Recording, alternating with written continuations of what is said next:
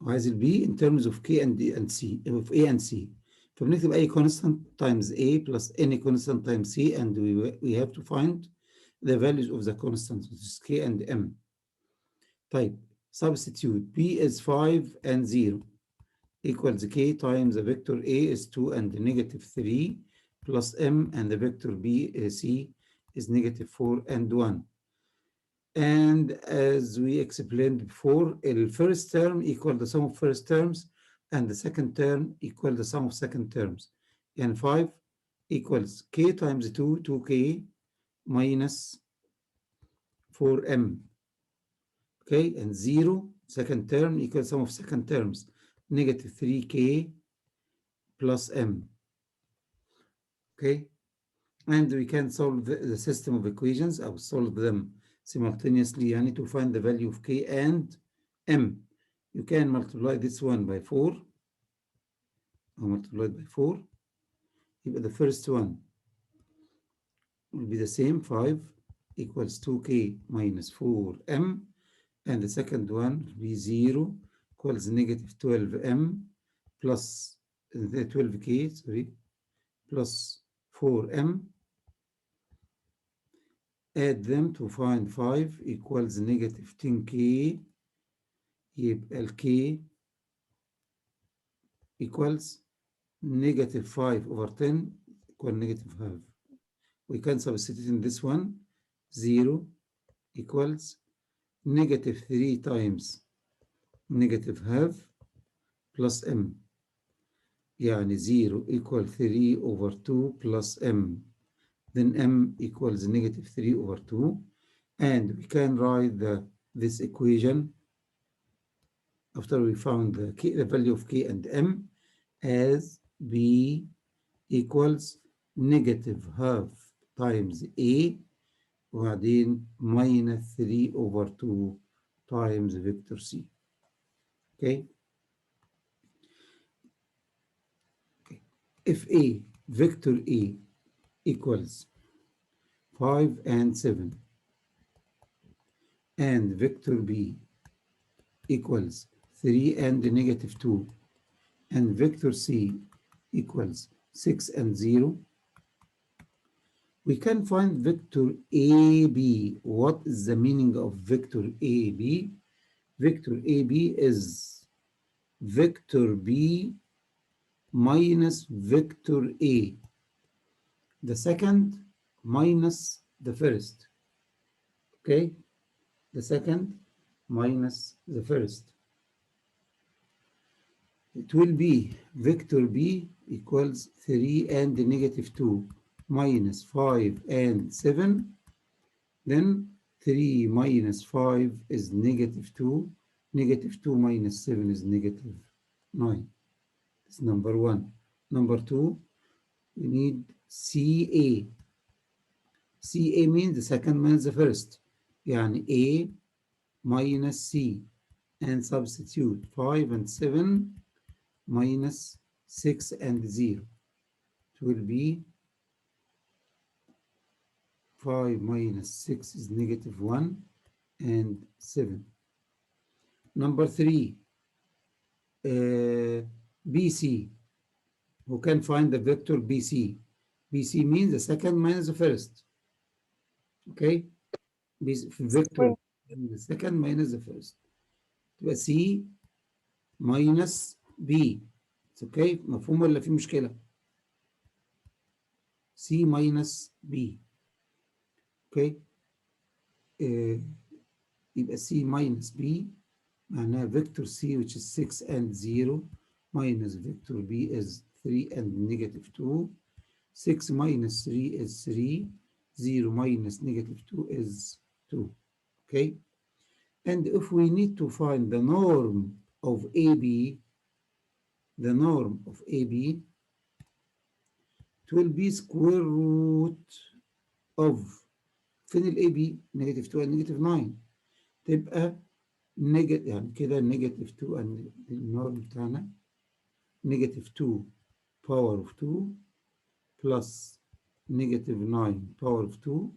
It will be طبعا النورم عارفين يعني the length of the vector equals 4 plus 81 equals square root of 85. طب لو عايز norm of CA plus BC, first you have to add CA and BC. Where is CA? Is negative 1 and 7. Okay? And BC is, BC is 3 and 2. يبقى you need to find the norm of the first vector CA, which is negative 1 and 7, plus the second vector, which is BC, هو 3 and 2. You need to find the norm of them. So norm of, and add the vectors first. Negative 1 plus 3 is 2, and 7 plus 2 is 9. The norm will be square root of 4 plus, negative 1 plus 3 is كذا 9 برضه 81، يعني يطلع روت 85 برضه غريبة. ماشي، it's okay.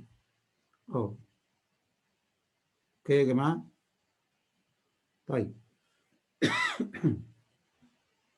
another example. If A equals 4 and negative 1, and B, vector B equals 5 and 3, vector C equals negative 2 and negative 3.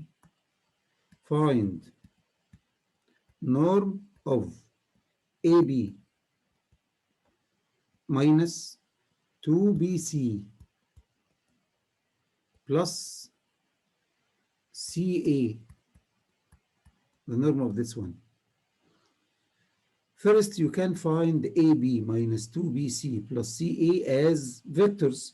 And AB minus 2BC plus CA, you can find them first and then find the norm of the result.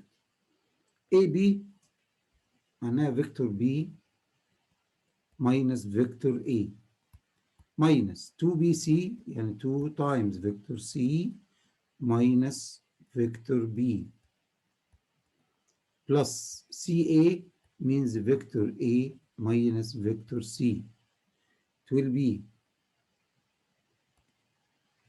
B, vector B minus vector A minus 2 vector C plus 2 vector B plus vector A minus vector C equals A and negative A cancel. You will cancel negative A with positive A equals 0. عندنا B plus 2B يبقى 3B. Okay. وبعدين negative 2C minus C يعني minus 3C، يعني هتبقى equals 3B، يعني 3 times 5 and 3 minus 3C يعني 3C يعني negative 2 and negative 3. It will be 15 and 9 minus 3 times negative 2, negative 6, and 3 times negative 3 is negative 9. Okay, it will be 5 plus 6 is 21, 9 plus 9 is 18. So the norm of this one equals the norm of 21 and 18. Okay, which is square root of 21 power of 2 plus 18 power of 2. كان ده مفهوم ولا ايه؟ في مشكلة؟ Do you have any problem in this question؟ يا جماعة. لا تمام. لا لا يا بس. Well, I'll give you another example to solve. Another one. If A equals negative 4 and 0, and vector B equals 5 and negative 2, and vector C equals 2 and negative 1, and vector D equals 0 and 3. find norm of the number 1 AB minus 2DB plus BC. Number 2, find the norm of AC plus 3CB. Okay, I'll give you 2 minutes to solve this. ناخد attendance during solution يعني. If you have any problem, ask me in this one. You have to revise the results يعني كلها. أنا لسه عندي سؤال، احنا ليه بنعمل بي ماينس ايه؟ يعني بنعملها امتى؟ ال AB معناها B minus A، لأن الفيكتورز كده ادي فيكتور A وادي فيكتور B. اوكي، ودوت اسمه AB. الفيكتور ده من هنا اسمه AB، ده كده اسمه AB from A ايوه to B. اوكي، المفروض ان احنا عندنا ده فيكتور A وده فيكتور B. بص اسمع كده، فيكتور A بلس فيكتور AB equals فيكتور B. اوكي ولا لا؟ يعني كده. الفيكتور AB ده سؤال جميل جدا يعني equals B، وادي ده هناك بالماينس يبقى B minus A. فهمت ازاي؟ يعني ده بوينت A يبقى ده اسمه فيكتور A، وده بوينت B يبقى اسمه فيكتور B. From this one to this one is AB. تمام، فيكتور AB. يبقى لو قلنا ده بلس ده equals OB، يعني A اهو A بلس AB equal opposite direction بتاعنا اللي هو مين؟ فيكتور B. اوكي، يبقى ال AB بس equal B minus A اهو. عرفت الرول يا استاذ؟ ايوه يا اسطى. طيب دي هتبقى كمان C minus A الأول to find the value C minus A plus 3B minus 3C equals كام هنا؟ يبقى 3B وبعدين minus A minus 2C. 3B يعني 15 and negative 6 minus vector A يعني negative 4 and 0 وبعدين minus 2C يعني minus 4 and negative 2. The result will be 19. ال4 تروح مع negative 4 يبقى 15. negative 6 plus 2 يبقى negative 4. يبقى النورم ده يبقى equal square root of 15 squared plus 4 squared. It's okay.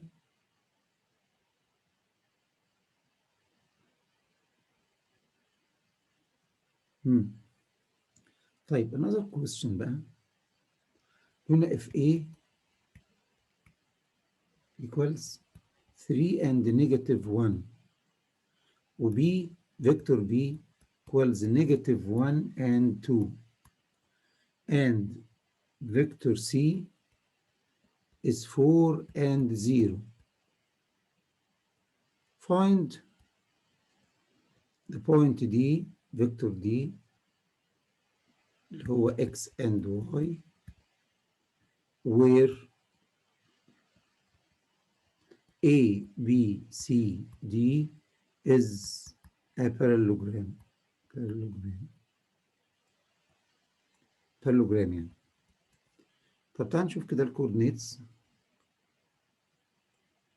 3 and negative 1 3 and negative 1 A negative 1 and 2 negative 1 and 2 B C is 4 and 0 4 and 0 دي كانت 3 and negative 1 3 and negative 1 4 and 0 4 and 0 دي A B C D.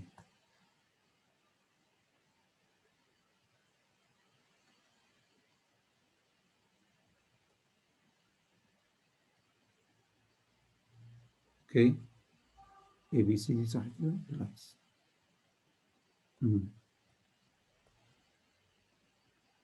طيب نشوف البارالوجرام هيبقى عامل ايه. طبعا هنا هيبقى A D هي مين؟ بي سي. اوكي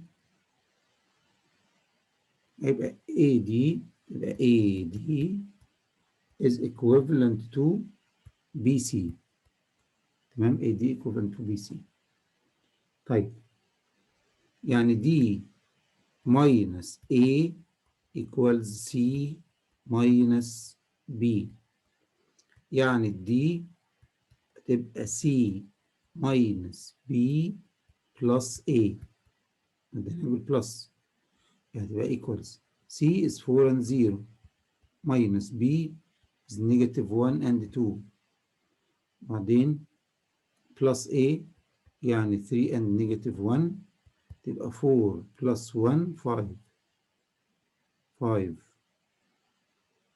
مش كده plus 3 8 and نجيب بس كده تاني D minus A equals C minus B، يبقى C minus B plus A. C equals 4 and 0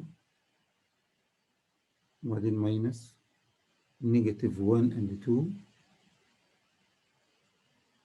وبعدين plus السي بكام قلنا؟ C 4 and 0 minus negative 1 and 2 plus 3 and negative 1. اوكي، تبقى 4 plus 1 5 plus 3 8 و0 minus 2 0 minus 2 negative 2 minus 1 يبقى negative 3. يبقى البوينت يبقى الناحية دي كده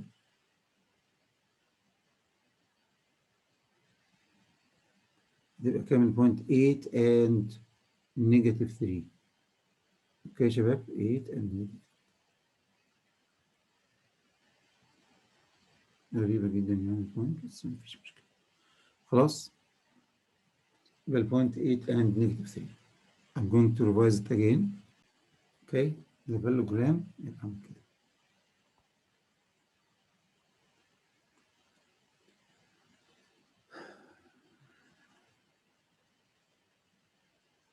تمام كده. This is the homework. This number one from these points and this is number 2. Okay. مستر ممكن سكرين شوتس؟ Number 1 and number 2. نشوف ده الأول خالص أهو. From the beginning is the first page. Second, third, fourth, fifth, and the homework. It's okay. Do you have any question? Do you have any questions يا جماعة؟ مستر ثانية عايز ألحق أكتب لهم.